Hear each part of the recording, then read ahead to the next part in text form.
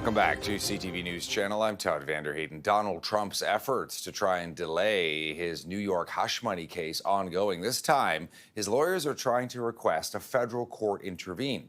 Donald Trump was convicted in May of this year. He is a felon, convicted of 34 counts of falsifying business records to conceal hush money that was paid out to an adult film star, Stormy Daniels, to buy her silence just prior to the 2016 presidential election. The Republican nominee's lawyers are seeking the federal court to take over the case from the state court. They argue that the prosecution violated Donald Trump's constitutional rights. This seems like a bit of a Hail Mary pass, though. If they succeed, they'll try to have the verdict overturned, the whole thing dismissed. If they don't, the sentencing is scheduled to proceed in about 2 weeks from now. As for Trump, he is on the campaign trail today, visiting Michigan, and yesterday he was in Wisconsin. For people that are using IVF, which is fertilization, the government is going to pay for it, or we're going to get or mandate your insurance company to pay for it, which is going to be great. We're going to do that. We want to produce babies in this country, right? We want to produce babies. There we go. So Donald Trump also weighing in on the whole issue of in vitro fertilization, saying he'll require government or insurance companies to pay for IVF treatments if he's elected in November. He also says his administration would push for new parents to be able to deduct newborn-related expenses from their taxes. The announcement comes as the most recent polling shows Trump is losing ground with women voters, 13 points behind Kamala Harris, likely propelled by issues on reproductive rights. Some are saying Trump has had a terrible week because, of course, his campaign got into trouble for hosting what appeared to be sort of a campaign-style event at Arlington National Cemetery. That is where many, many American servicemen and women are buried, going back many, many years. Trump was there. There was an altercation between his campaign and one of the workers at the cemetery. Let's bring in Evan Siegfried. He's a political commentator, Republican strategist. You say he's had a terrible week. Oh, he absolutely has. First of all, the Arlington National Cemetery flap was pretty awful. The laying of the wreath at the tomb of the unknown soldier, that's all right. But when you violate federal law, which says no political activity, no political recording, no political photography in the burial grounds themselves, and Donald Trump went to Section 60, which is where a lot of the recently deceased American soldiers from Afghanistan and Iraq are buried, and he violated that. And his campaign was touting it and putting out promo videos and really touting how he's a better commander-in-chief than Kamala Harris was.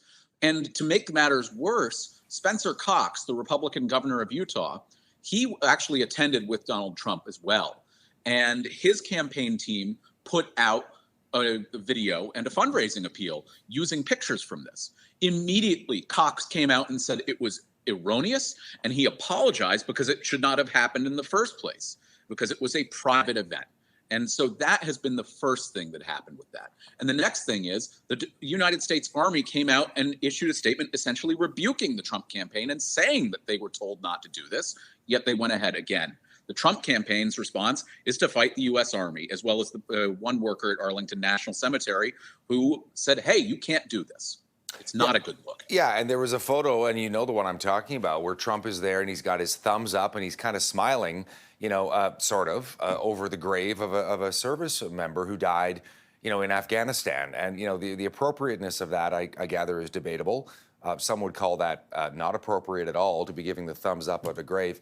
Also, the fact that some other families of people who were killed in service to your country, we're saying this is not appropriate. We don't want, our family members' grave sites to be used as a political backdrop. Well, first of all, Arlington National Cemetery is just about one of the most sacred places in the United States. It is a hauntingly beautiful memorial to what the price of freedom is. And that's the lives of Americans who volunteered for the United States military to fight in favor of freedom and fight for our country and what we believe is right.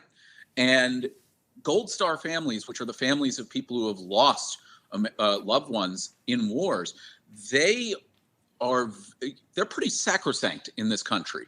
And I understand that President Trump was invited by some of the Gold Star families of the Abbey Gate bombing from 3 years ago.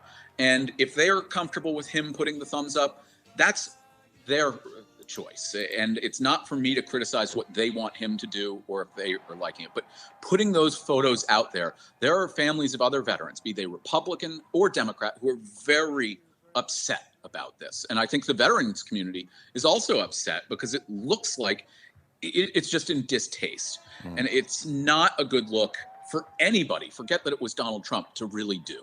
Hey, it's a sacred place, and it should remain as such. Yeah, how do you think Kamala Harris did as well, Evan? I want to get your read on that. She sat down for her very first interview since she's become the nominee with CNN inside a cafe. Tim Walzer, running mate, is there. They're in Georgia. This was a pretty wide-ranging interview. She's been a little uneven in previous interviews. Your takeaway, what kind of letter grade would you give her? Well, I think that she did well in the fact that she made no real news out of it. She stuck to her talking points, and she started to introduce new ones. The thing that I thought was very telling, and that she's been doing since she became the nominee of the Democratic Party and took over for Joe Biden, is she talks about a new chapter, turning the page on Donald Trump. And she really has been trying to tap into what we've seen voters wanting even before Joe Biden dropped out, of a new era in politics and a new future. And she's trying to say, look, I'm the heir apparent to this, and make Donald Trump sort of the quasi-incumbent and her the upstart who's going to change things, even though she's the sitting vice president. And it's been very clever. And it's also, she's been smart in that Donald Trump is trying to bait her into her talking about race and her gender, particularly her own experiences. That's why you heard him last month say that she happened to turn black and all these other things. And the Harris folks have not taken the bait. The reason why they haven't is they know that once they start getting into matters of race and focusing more on that and focusing on gender, that it can turn off certain voters because it gets into questions about the culture wars. It's good to see you, Evan, and thanks for taking the time on this Friday for us to give us your read on both Trump and Harris. Thank you, Todd.